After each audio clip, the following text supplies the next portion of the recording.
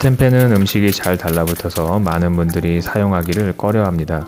저도 처음에 사용할 때는 음식이 잘 달라붙어서 굉장히 어려웠습니다. 음식이 잘 달라붙는 이유는 금속과 음식 간의 물리화학적 결합 때문이라고 합니다. 스텐팬 같은 금속 재질은 육안으로 보거나 만져보면 굉장히 매끄럽지만 확대해서 실제로 보면 거친 표면으로 구성되어 있다고 하는데요. 그 사이에 음식이 끼어서 달라붙게 되는 겁니다. 이걸 방지하는 방법은 두 가지가 있는데요. 첫 번째 방법은 음식과 금속 팬의 결합 자체를 차단하는 겁니다. 우리가 가장 흔하게 쓰는 코팅팬이 바로 이 첫 번째 방법에 해당됩니다. 테플론이라는 불소수지로 코팅하는 건데요. 하지만 테플론은 인체에 유해 논란이 많이 있고요. 사용하다 보면 코팅이 벗겨져서 음식이 다시 달라붙게 되는 겁니다. 두 번째 방법은 팬과 음식 간의 결합력을 약화시키는 겁니다. 바로 스텐팬에 적용할 방법인데요. 이 방법은 적절한 온도와 기름을 이용해서 음식을 살짝 띄우는 원리입니다. 적절한 온도를 확인하기 위해서는 예열된 팬에 물 한 스푼을 넣어보면 알 수 있는데요. 물이 증발되지 않고 물방울이 덩어리째 빙글빙글 회전을 하면 되는 겁니다. 이 현상을 스팀 이펙트라고 합니다.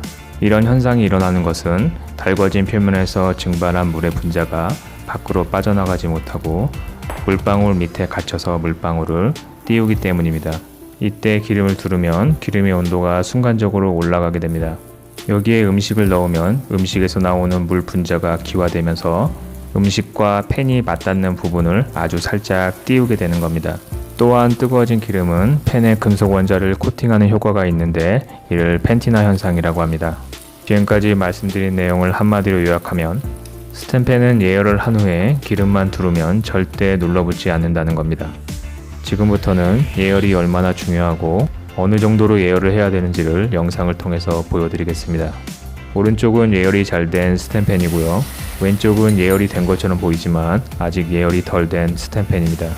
육안으로도 확연한 차이가 납니다. 오른쪽은 물이 증발되지 않고 물방울 덩어리가 빠르게 움직입니다. 왼쪽은 작은 물방울들이 생기는 것 같지만 물이 점점 증발하면서 사라지고 있습니다. 오른쪽 팬처럼 스팀 임팩트 현상이 나와야 적절한 온도로 예열이 된 겁니다. 이제 예열의 차이가 나는 이 두 팬에 식용유를 넣어 보겠습니다. 식용유는 일반 코팅팬보다는 넉넉히 둘러주셔야 됩니다. 오른쪽 스텐팬은 기름의 온도가 충분히 올라갔을 때 나타나는 물결 무늬 또는 아지랑이 무늬가 나타날 때까지 기다렸고요. 왼쪽 스텐팬은 그런 기다림 없이 식용유를 두르기만 했습니다. 이제 각 팬에 계란 후라이를 해보겠습니다.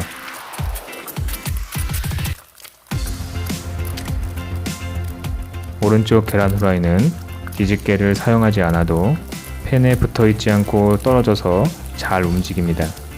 하지만 왼쪽은 벌써 팬에 달라붙어서 뒤집개를 이용해도 잘 떨어지지가 않습니다. 이 영상을 보시면서 느끼셨겠지만 예열이 이만큼 중요한 겁니다. 제가 썸네일에 4분은 실패하고 5분은 완성된 것처럼 보이게 한 이유는 스텐팬을 예열할 때 1분 또는 몇십 초 차이로 충분히 예열되지 않아서 음식이 팬에 달라붙기 때문입니다. 다시 한번 강조드리면 스팀 이펙트 현상이 나타날 때까지 충분히 예열을 해주셔야 된다는 겁니다. 또한 식용유도 충분히 열이 올라올 때까지 기다리셔야 된다는 겁니다. 이걸 기억하신 다음에 몇 번만 연습하시면 누구나 충분히 다 잘할 수 있습니다. 집집마다 스텐팬과 가스레인지의 화력이 틀리니까 몇 번의 연습으로 여러분만의 불의 세기와 시간을 정하시면 됩니다. 남들이 정한 불의 세기와 시간에 구애받지 마시고요. 이번에는 예열 코팅된 팬이 시간이 지나 어느 정도 식은 후에도 아직 코팅력이 남아있는지를 확인하기 위해서 계란말이를 한번 해보겠습니다. 식용유를 두르고 불을 킨 후에 식용유가 물결 무늬를 보일 정도로 온도가 올라가면 풀어놓은 계란물을 붓고 계란말이를 만들어 보겠습니다.